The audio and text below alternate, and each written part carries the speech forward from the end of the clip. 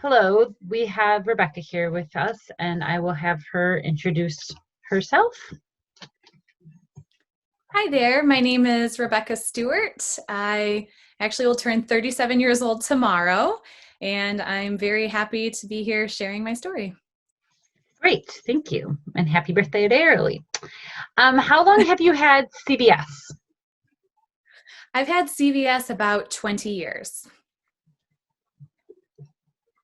And when were you, was that when you were diagnosed or when you started having symptoms? I started having symptoms about 20 years ago, and initially I had gone through, GI doctors and a number of internal medicine specialists, and actually was diagnosed as a potential about 10 to 12 years ago, and then recently diagnosed by my primary care physician that I've had for the past decade. Okay. And was there other things that you were diagnosed with before the CBS diagnosis? Oh, yeah, IBS, gastroenteritis, just general stomach flu, not necessarily diagnosed with anything of significance, though. Just wasn't, we couldn't figure it out. Figure it out, yeah. And can you describe a typical CBS episode? Absolutely. Unfortunately, I still don't have a necessary identifiable trigger. I don't have any of the precursors. I don't know when an episode is going to come. Mine typically just come out of the blue. Unfortunately, they don't start in the morning like I know a number of other patients do. Mhm. They'll just start completely out of the blue. I'll get a wave of intense nausea and immediately I'm vomiting. And it's like clockwork. About every 20, 25 minutes, I'm vomiting until my system is completely evacuated. Um, a, I do have accompanying diarrhea until my system is completely evacuated. And then I start in on intense shivering and I'll get into bed. Usually I'm lucky and fortunate that I'm able to sleep for usually about 15, 20 minutes until I have woken up drenched in sweat and then will vomit again. Usually, 5, 6 minutes of vomiting until I start producing bile. And then I will go through the same routine, vomiting and retching the bile until I have intense shivering, and I'll wrap myself in a towel to prevent some of the sweating, get back into bed, and start the whole process all over again. Usually lasting, sometimes if I'm lucky, a day. I can take Phenergan, and I've just started scopolamine patches actually behind my ear. And sometimes I can curb the episode to a day. Sometimes they'll last up to 2 weeks. Oh, wow. That's quite a range. And It the really is. patch behind your ear, the scalloping patch, is that an anti-nausea? It's an anti-nausea. My primary care physician, her husband is a sailor, and he does these huge sailing races, actually from Chicago to Mackinac Island and Port Huron to Mackinac Island, pretty significant 3, 4 day sailboat races at sea, and has intense nausea. So she actually thought about him and thought it might be helpful to me. And there, you wear the patches for 3 days, and it's just a slow release anti-nausea. And does that seem to help you? It does. That's great. Yeah, And we've when only started you're, for the past 4 months or so, but it's provided significant relief. that's great. Yeah. When you have one of your episodes that's longer than a few days, do you typically end up having to go to the hospital, or are you able to manage it at home? Um, Both. Sometimes I'm able to manage it at home. Of course, Gatorade, Pedialyte, nausea tea, ginger tea. Sometimes I'm able to manage it at home, but typically I do have to be hospitalized for rehydration and Zofran and other anti-nausea medications. And how often do you I know you said you don't seem to have a identifiable trigger, but how often do you typically have episodes? It's interesting because I've been episode free for about 3 years until this January and February. And since this January, February, I've had 6 episodes. Oh, So, wow. really, through my 20 years, it hasn't followed, unfortunately, a predictable pattern either. Mm-hmm. I've gone periods of time for, again, up to 3 years, and then sometimes it's 3 weeks between duration. So again, a huge range. Mm-hmm. For sure. That's so hard to plan around. It certainly Uh, is. if there was one CVS symptom you could get rid of, what would it be? The vomiting. I know that's a significant one, but I mean, in addition to it being painful and just gross, I worry about, my esophagus, the enamel on my teeth. There's a number of other, physical features that, I worry about. Mm-hmm. For sure. And if you didn't have CVS, how do you imagine your life being different?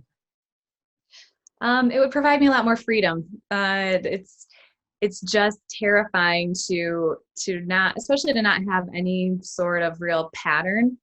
So going anywhere, even taking an overnight trip is, a bit of a planning process. I need to have a medical bag and make sure I have Phenergan and my amitriptyline and teas and Gatorade and, comfortable clothing, just going anywhere for a night. Or I really like to travel internationally a lot, and it's always in the back of your mind.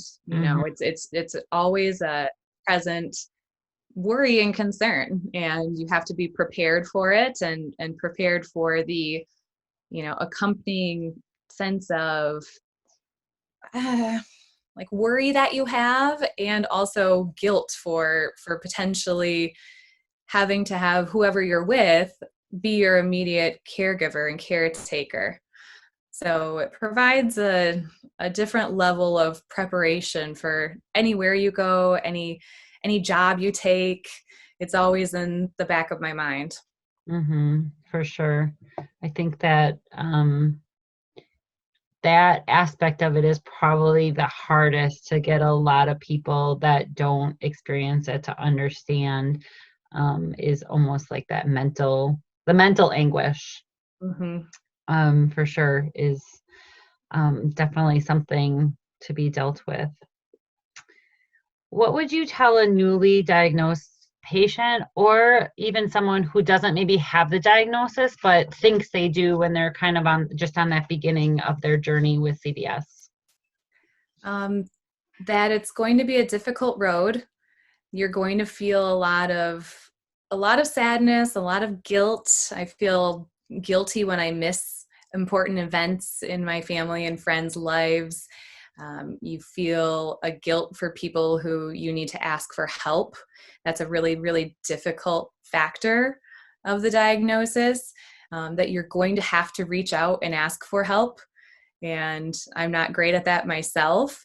Um, so there's going to be a lot of difficult days. You're going to miss important events in your life. You're going to have this intense sadness that you don't know when your next good day is going to be, but that hopefully there are a lot of good days, and it really makes you appreciate the good days.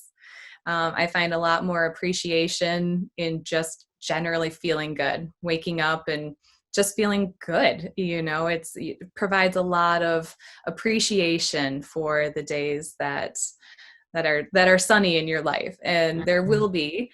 And it could always be worse. I always think it could always be worse. When you're in an episode, it doesn't feel like it could be any worse, but there are people around you that have it, that have it more difficult. And hopefully, you're not in a situation where your episodes are completely convalescing, but hopefully you will have good days, and the episode will end, and you'll have some relief between them for living your life. It's a great perspective. What is something that you'd like people who don't understand CBS to know about living with it? It's really, really difficult, and I know there's a sense of frustration no matter how great of a caregiving system you have and a support system. And I feel very fortunate to have an incredible support system, but you don't get to choose when your episode is over. And as much as you want to, go to the next birthday party or the celebration, you can't choose when it's over. You can't just eat something and all of a sudden feel better.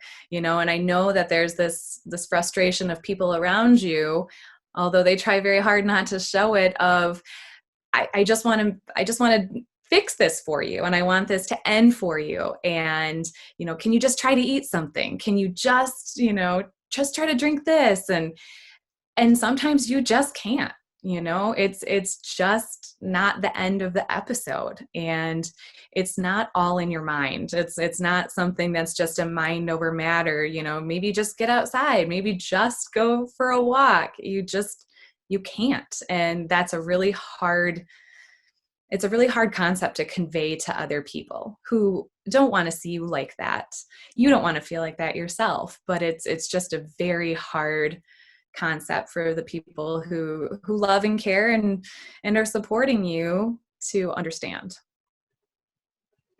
Definitely. It's not something, like you said, that you can just make go away just like magic.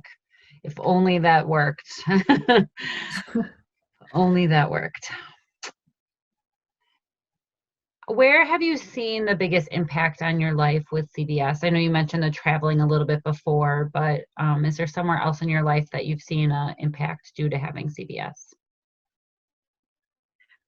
Even an overnight trip to a friend's house, or somewhere reasonably close. It's a whole system of being prepared, and a whole sense of nervousness that accompanies going anywhere, being out of your home zone, that you have maybe your special clothing, all of your medications, your special drinks, whatever your home comforts are.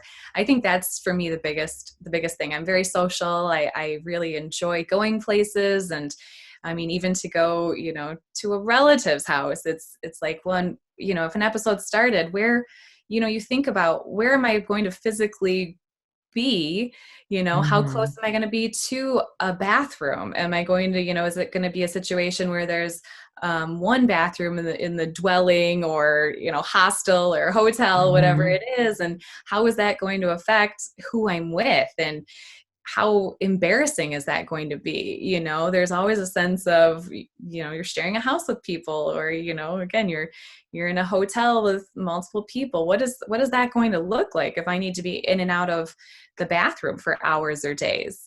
I think that's Hmm. that's for me the biggest impact.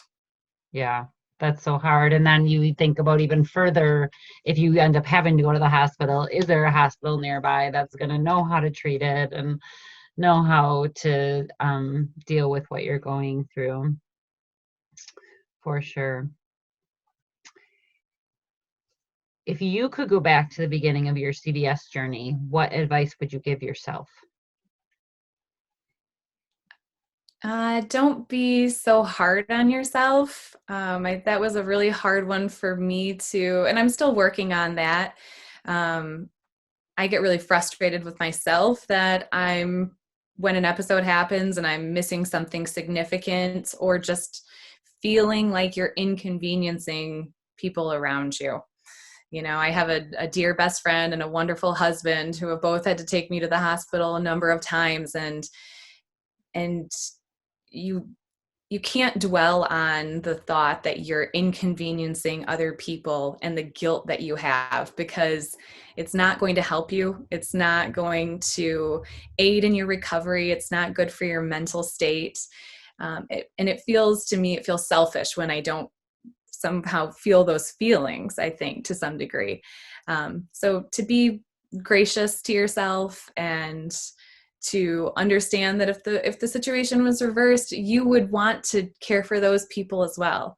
But that's a really hard point to get to not feel that sense of inconvenience. And always after an episode, I feel so, such guilt that, it's not only taken my life, my week of my life away, but also theirs.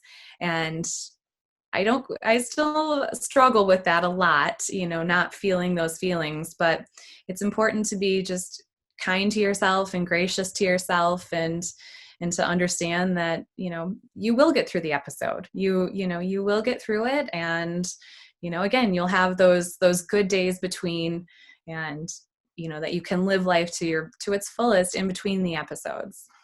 Mm-hmm. Yes. It's hard to be kind to yourself at times, for sure. Did CVSA help you, and how? Absolutely. I don't personally know anyone in my life who has CVS. So finally finding CVSA and connecting to a group provided this level, and continues to provide this incredible level of comfort and understanding that you're not the only one that goes through this. And just reading people's stories, and being able to message one another and say, have you tried this? Have you tried this? This might actually help you. The ginger tea or lemon water in the morning, or scopolamine patches. I'd never heard anyone really discuss that before. So just feeling like you can help someone else out, and that they in turn, just this sharing and this connection of people, because again, I don't know anyone in my personal life who experiences this. So to find out that there are thousands of other people who deal with the exact same thing, when you read their stories, it's as if you wrote it yourself. And it's just this kind of breath of fresh air, and this level of comfort and connection that I didn't have before. Yeah, that's great. It's always helpful to be able to connect with others, for sure, that are going through what you're going through. Would you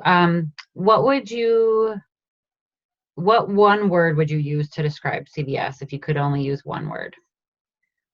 Daunting. You don't know when it's, like you said, when it's going to happen, where you're going to be, if you need to be hospitalized. My husband and I, every year we spend on a small island that has no automobiles. It has a very, very small hospital. And it's something I look forward to every year, but it's always in the back of my mind. What if I need to be hospitalized? Where am I going to go? What does that look like? It's not my regular hospital that I deal with, that I've, have a full medical chart of, Mm-hmm. being there, and just the unknown. Once you're in an episode, you don't know what it's going to look like, and what it's, how long the duration is going to be. So it can just be a really daunting experience. The middle of an episode, you just think, I can't throw up again. I'm physically, emotionally, mentally drained. You just don't feel like you can even keep on going, keep throwing up, keep going through the around the clock, days blend into nights, and what's tonight going to look like? And, when the night comes, now everyone's asleep, and now you feel, it just can feel very lonely. So daunting, definitely. It's a good word. Is there anything else you'd like to share with people to help them to understand CVS and what you go through? Just that you can't control it. And as much as you want to, it steals moments of your life. It steals weeks of your life. You feel like life goes by in a blur around you, and you feel completely helpless. It's not something that can just be a mind over matter all the time. It's not something that you have the choice to just, get up and go outside and get some fresh air and just eat something. It's not that. You don't have that opportunity. And I just like people to know that it's not as simple as that. It's really complex. It's mysterious still, even to the people that have it. And it's unpredictable and it's terrifying. And you sometimes feel, even with the best of support systems, really lonely and isolated. But that CVS-A is just an amazing, amazing place for people. And I hope that people can connect to it. The support for families, the awareness that is raised is just an incredible feeling of comfort. My husband actually found the organization for me, and it's just been provided a whole new insight for both of us, which has been really incredible.